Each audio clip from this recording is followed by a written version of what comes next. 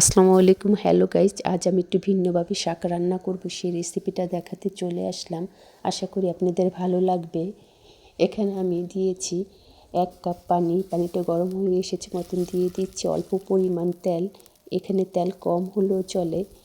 এখানে আমি দিয়ে দিয়েছি বড় একটা পেঁয়াজ কুচি, দিয়েছি স্বাদ মতো মরিচ কুচি, এখানে শুকনো মরিচের গুঁড়োও দিতে পারেন, দিয়েছি হাফ চা চামচ রসুন বাটা, স্বাদ মতো লবণ, পরিমাণ মতো হলুদ গুঁড়া দিয়ে ভালোভাবে নেড়ে চেড়ে কষিয়ে নিয়েছি। এখন আমি 7-8 কোয়া রসুন কুচি দিয়ে এখন আমি আগে থেকে ধুয়ে রাখা শাকগুলো দিয়ে দিব।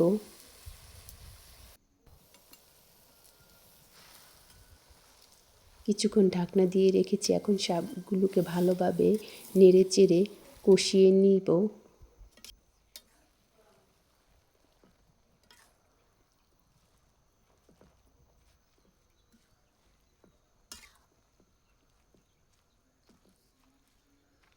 শাকের থেকে পানি বের হয়ে এসেছে, এটাকে আমি ভালোভাবে নেড়ে চেড়ে কষিয়ে নিব পানি শুকিয়ে যাওয়া পর্যন্ত।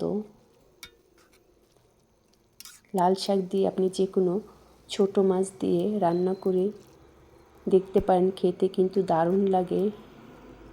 শাকের পানিগুলো শুকিয়ে গিয়েছে, এখন তার জন্য আমি 1.5 কাপ পরিমাণ পানি দিয়ে দিচ্ছি।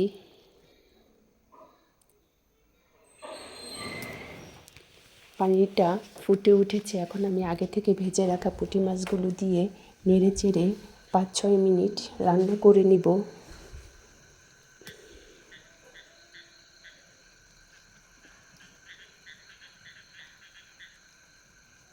মাছগুলো দিয়ে আমি নেড়ে চেড়ে 5-6 মিনিট রান্না করে নিচ্ছি।